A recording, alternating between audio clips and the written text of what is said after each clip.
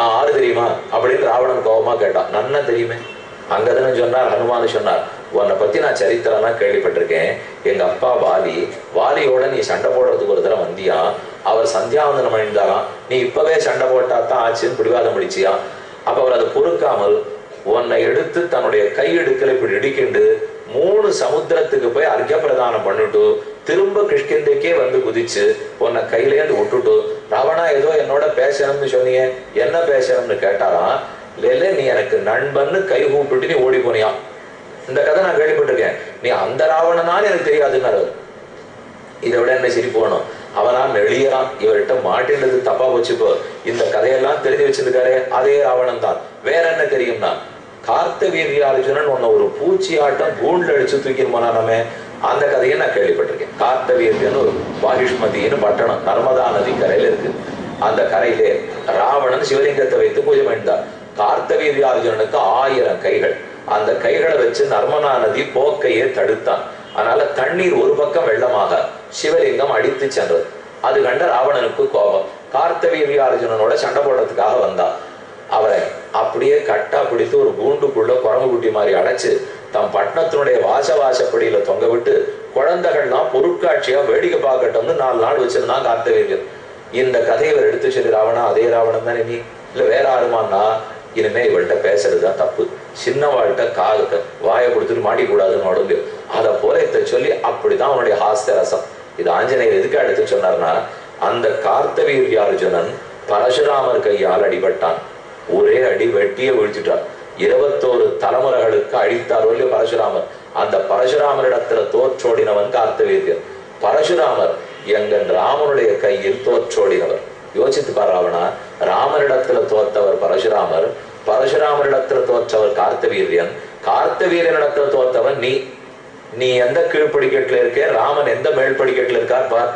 அவரோட போய் சண்டை போட வரிய முட்டாள்தனமா அவனுக்கு என்று எடுத்து சொல்லணும்னா எவ்வளவு வீரம் வேணும். அந்த வீரத்தோட தான் தான் பேசுற. அவர் தான் வீர ஆஞ்சநேயர். துளியும் கலங்காமல் தொண்டரடிப்புடியாழ்வார் திருமாலையில சாதிக்கிறார். பகவானை பத்தி யாரோ தப்பா பேசுறான்னு வச்சுக்கோ, நின்பால் பொறுப்பறையனைகள் பேசில் போவதே நோயதாகி குறிப்பன கடையுமாகில் கூடுமேல் தலையை ஆங்கே அறுப்பதே கருமங்கண்டாய் அரங்கமான் அவருளானே. வினயத்தோடு இருக்கணும், பக்தியோடு இருக்கணும். ஆனா பெருமானுக்கும் அவன் அடியார்களுக்கும் ஏதான் ஆபத்து வருது, சனாதன தர்மத்துக்கு ஆபத்து வருதுன்னா அப்பவே பொங்கி எழுந்து வீரத்தோட இருக்கணும். இத பாடின ஆழ்வார் திருமங்கி ஆழ்வார் இல்ல, அவர் கையில வேல் வச்சிருப்பார். திருமணிஷி ஆழ்வார் இல்ல, அவர் நாக்கே கத்தி. தொண்டரடிப்புடி ஆழ்வார் அழறதுக்குன்னே பிறந்த ஆழ்வார். அவருக்கு தெரிஞ்சதெல்லாம் அரங்கநாதன் அரங்கநாதன் அரங்கநாதன். திரும்ப திரும்ப ஸ்ரீரங்கம் பூ தொடுப்பார், பெருமாளுக்கு சமர்ப்பிப்பார், அழுவார். நான் ஒண்ணுமே பண்ணலையே, நான் குளித்து 3 அனலையோம்பும் குளிரோடு அந்தனவன்னு உளித்திருத்தேன். ஊரிலேன் காணி இல்லை, உறவு மற்றொருவர் இல்லை, பாரில் நின் பாதமூலம் பற்றிலேன் பரமபூர்த்தி. என்ன அழத்துக்குன்னு பிறந்திருக்கிற தொண்டரடிப்புடி ஆழ்வார் உன்னை பத்தி ஆரேன்னு தப்பா பேசினா தலையெடுக்கிறதுக்கு கூட தயங்க மாட்டேங்கிறார். பேசலாமன்னால் வினயமும் வீரமும் வரணும், சேர்ந்து இருக்கணுங்கிறது சாட்சி. இப்போ எத்தனைக்கு எத்தனை அன்போடு இருக்கமோ, ஆனா பகவானுக்கு விரோதம்னு ஒண்ணு வந்தா தட்டி கேட்கணும். நாம நினைச்சிருக்கிறது ஜன்னலையும் கதவையும் தாப்பா போட்டு வீட்டுக்குள்ள வந்துடணும் இப்படி நாம நினைச்சிருக்கோம். பக்தர்களா இருக்கிறவாள்லாம் சாதுக்கள். சாதுன்னா லோகத்துல அர்த்தம் இல்லை. கண்ணன் சாதுங்குவார். பரித்ராணாய சாதுனா விநாசாய துஷ்கிருதாம் தர்ம சம்ஸ்தாபனார்த்தாய சம்பவாம் யுகே யுகே. சாதுக்களை ரட்சிக்கிறதுக்காக பிறக்கிறேன்னால் நம்ம பாஷையில சாதுன்னா அப்பாவி, ஒண்ணும் தெரியாது, அவர் ரொம்ப சாது, அடிச்சா கூட அட தெரியாது, இதுதான் சாது. ஆனா கண்ணன் சொல்ற சாது அவர் இல்லை. சத்துவகுணத்தில் இருக்கிறவர் பரமபக்தர், வீரமுடையவர், அவரைத்தான் சாதுன்னு கண்ணன் சொல்றார். அப்ப 2வது ஆஞ்சநேயர் பார்த்தோம், வீர ஆஞ்சநேயர். எப்போதும் என்ன ஆபத்து வந்தாலும் எதிர்த்து கேட்கிறார் இல்லையோ. பிரம்மாவை கொடுத்த சாமர்த்தியம் உடையவர், சக்தி உடையவர். ராவணனையே எதிர்த்து நின்று வீரத்தோட பேசியவர். விட்டு கொடுக்காமல் ராமனை ரட்சிக்கிறது போராடினவர். முதல் ஆஞ்சநேயர் பக்தாஞ்சநேயர், அடுத்த ஆஞ்சநேயர் வீர ஆஞ்சநேயர், 3வது ஆஞ்சநேயர் வினய ஆஞ்சநேயர். எங்கு ராமனை கண்டாலும் அதுக்கு பக்கத்திலேயே அமர்ந்து எவ்வளவு வினயத்தோடு இருக்கார். ஒரு இடம் மட்டும் சொல்றேன். சீதையை பார்த்துட்டு வந்தாச்சு. எல்லாரும் கிஷ்கிந்தைக்கு வந்தார்கள். சில குரங்குகள் தான் தெற்கு நோக்கி ஹனுமாரோட போயிருந்தார். எல்லாரையும் அழைத்து கொண்டு கிஷ்கிந்தைக்கு வந்துட்டார். ஆனா நேர ஹனுமார் ராமன் முன்னாடி போல. வழியில கிஷ்கிந்த பட்டணத்துக்கு வெளியில் ஒரு பெரிய மதுவனம் தோட்டம் இருந்து அந்த தோட்டம் சுக்ரீவனுக்கு ரொம்ப உயிரினும் மேலான தோட்டம். அதுல இருக்கிற மா, பலா, தென்னை, வாழை, தேனு, கமுகு எல்லாம் அற்புதம். குரங்குகள் மொத்த பேருக்கு சீதையை பார்த்துட்டோங்கிற திருப்தி. ரொம்ப ஆனந்தமா இருந்தாலே கொஞ்சம் அப்படி ஒரு எல்லா இடத்தையும் ஒரு துவம்சம் பண்ணுவாளோ இல்லையோ, அது நம்மளே பண்றோம், குரங்குகள் வேற சேர்த்து பண்ணாதா?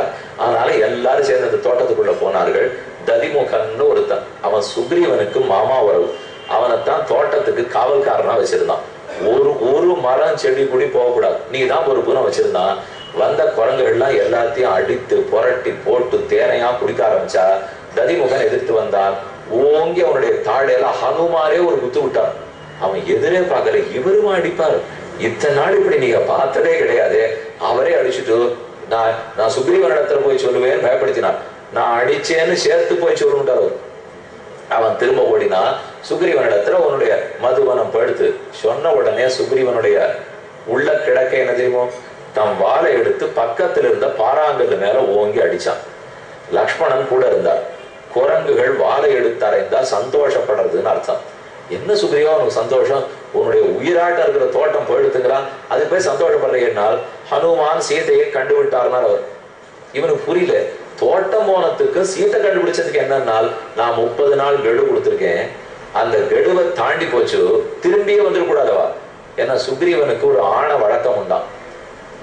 ஏதோ ஒரு கெடு கொடுக்குறான், ஒரு ஆணை இட்டுருக்கான்னு வச்சுக்கோ, அது நடந்திருக்கு இல்லை, யாரோ குற்றப்பத்திரிகை படிக்கிறார், அவளை குற்றவாளி கூண்டில் ஏற்றிட்டு முதல்ல முடிவு சொல்லிடுவான், இவனுடைய தலையை வெட்டிடுவோம், வெட்டின அப்புறம் விசாரணை தொடங்கட்டும். சுக்ரீவன் விசாரணை சுக்ரீவானேன்னுவா. இவ்வளவு பயங்கரம், இவ்வளவு கடுமையானதுன்னு புரியத்துக்காக. அப்படிப்பட்ட ஆஞ்சநேய சுவாமி 30 நாட்கள் தாண்டி இருந்தாலும் கவலைப்படாம தோட்டத்தை அழிக்கிறார்னா அப்ப ஏதோ நல்லது நடந்திருக்குன்னு தான் அர்த்தம். தோட்டம் முடிஞ்சு போச்சு, எல்லாரும் வந்தார்கள். பெரியவாச்சான் பிள்ளைங்கிற உரையாசிரியர் எழுதினார், நல்ல வேளை இந்த தோட்டம் குறுக்க இருந்ததோ எங்கள் ராமனுடைய முதுகு பிழைத்ததுன்னு எழுதினார். இல்லைன்னா இந்த குரங்குகளுக்கு இருக்கிற சந்தோஷத்துல ஒன்னொன்னு ராமன் பக்கத்துல வந்து ஓங்கி முதுகுல ஒண்ணு வச்சு கண்டேன் சீதைன்னு சொல்லிட்டு போயிருக்கோம். நல்ல வேளை தோட்டம் வந்ததோ, சந்தோஷம் குறைஞ்சிருமோ இல்லையோ, ஏன்னா ஒரு வடிகால் தானே. அதனால சந்தோஷம் குறைஞ்சி வந்தா ஹனுமார் அப்போ நேரம் வரல, ஒரு குரங்கா முன்னாடி போ ராமன்ட்டு போய் நின்று சீதையை பார்த்தேன். ராமன் ரொம்ப அவருடைய, நீதான் பாத்தியா, இவ்வளவு சின்னவனா இருக்கிய, நீ போய் தாக்குனியா, நீ பாத்தியாங்கிற. நான் பார்க்கல அப்படின்னு சொல்லிட்டு அதை நான் வருது. அடுத்த குரங்கு வந்து நிற்காரு, நீ பாத்தியா? இல்ல, அவர் பார்த்தார். இப்படியே ஒரு குரங்கா போறது, பின்னாடி இப்படியே நின்று இருக்கார் ஆஞ்சநேயர். பார்த்த ராமர், இவர் தான் பார்த்திருக்கணும், சுக்ரீவன் அப்படித்தான் சொல்றான். ஆனா இத்தனை பேர் முன்னாடி வர்ற வரைக்கும் இவர் தான் பார்த்தேன்னு வந்து சொல்லிக்கவே இல்லையே. வந்த பிற்பாடு என்ன சொன்னார்? நான் சீதையை பார்த்தேன்னு சொல்ல ஆரம்பிச்சவர், இல்ல ராமா, நான் சீதையை பார்க்கல, கண்டனன் கற்பின கடியை கண்களால் இருப்பிறப்பு என்பதொன்னும் இரும்புறை என்பதொன்னும் கற்பெனும் பெயரதொன்னும் களிநடம் புரிய கண்டேன். 3 சேர்ந்து ஆடுறதைத்தான் நான் பார்த்தேன். நல்ல குடிப்பிறப்பு, பொறுமை, கற்பு, இந்த 3 சேர்ந்து நாட்டியம் ஆடுறதை பார்த்தேன்னுட்டு ஓஹோன்னு சீதா வைபவத்தை பேச ஆரம்பிச்சிட்டார். நாம இருந்தா நான் எவ்வளவு கட்டப்பட்டு போய் பார்த்துட்டு வந்தேன்னு தான் சொல்லியிருப்போமே தவிர, பார்த்துட்டு வந்த சீதையை பத்தியா சொல்லுவோம்? நான் மனக்கிட்டு இருக்கேன், நான் துன்பத்தை ஏத்துட்டு இருக்கேன், உயிரப்பனைய வச்சு பார்த்திருக்கேன், இந்த புராணமே படிச்சு முடிச்சிருப்போம். ஆனா அவர் ஒரு வார்த்தை தான் பார்த்ததை பத்தி சொல்லவே இல்லை. நாம அந்த சீதையை பத்தி என்னன்னு சொல்லுவேன். எனக்கு ஒரே ஒரு கேள்வி பிறக்கிறது, அவளை பிரிந்து இன்னும் நீ உயிரோடு இருக்கிறாய், அவனுக்கு என்ன காதல்னா ராமனுக்கு என்னன்னே தெரியாதான்னு ஆஞ்சநேயர் நினைச்சாராம். அப்ப அங்கேயும் அதைத்தான் நினைத்தார், இங்கேயும் அதைத்தான் நினைத்தார்னால் எவ்வளவு வினயம். அந்த குட்டி குரங்குகள் போய் பேசட்டும், நாம் செஞ்சது அவா சொன்னா என்ன, சந்தோஷப்பட போறோம். எல்லாரும் ராம பக்தர்கள். அவர் உள்ள என்ன தெரியுமா சொல்றது, நான் அங்கிருந்து அங்க தாவி தேடி போய் கண்டுபிடிச்சு வந்தாலும் சரி, இந்த குரங்கு எங்கிட்டே அந்த செய்தி வாங்கிட்டு ராமன்ட்ட போய் சொன்னாலும் சரி, 2 சமமான பக்திங்கிறாரு. அந்த தாவிட்டு போய் வந்தது ஒண்ணு பெரிய காரியம் இல்லை, இது ஒண்ணு சின்ன காரியம் இல்லை. மேல அணில்கள்லாம் சேர்ந்து மண்ணை புரட்டின்னு வந்து அணகட்டுறதுக்கு உபயோகப்பட்டதோ இல்லையோ.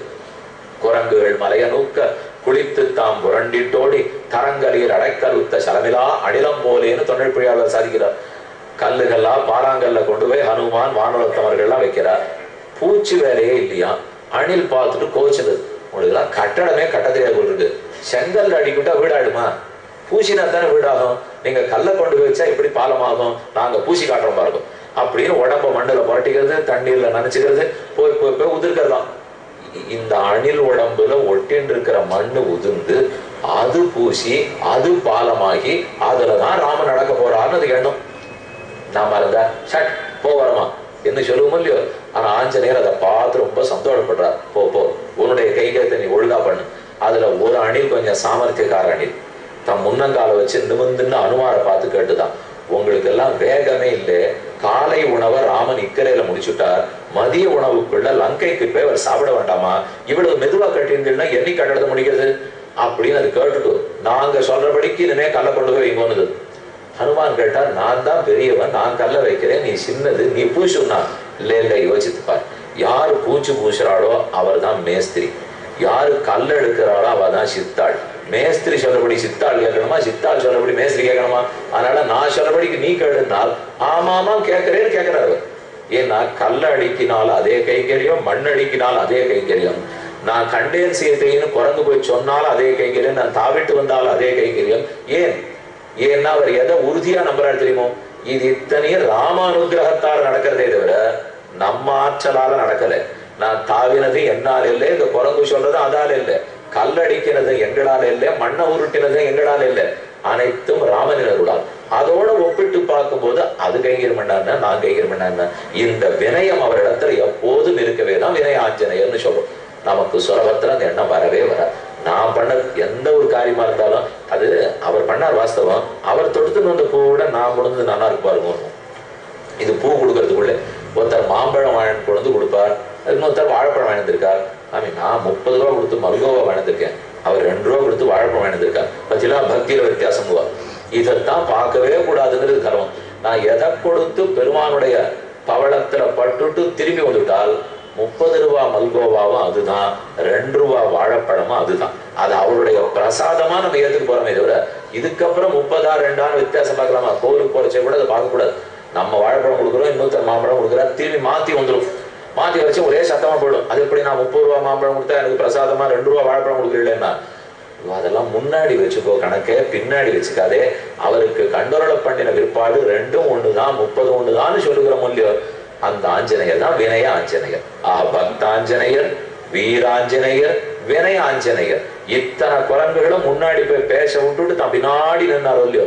சீதையை பார்த்த போது நான் பார்த்தேன்னு பெருமை பேசிக்கொள்ளாமல் பார்க்கப்பட்ட சீதையை பத்தி பேசினாரோ இல்லையோ, அது அவருக்கே உண்டான பெருமை. வினயாஞ்சநேயர்.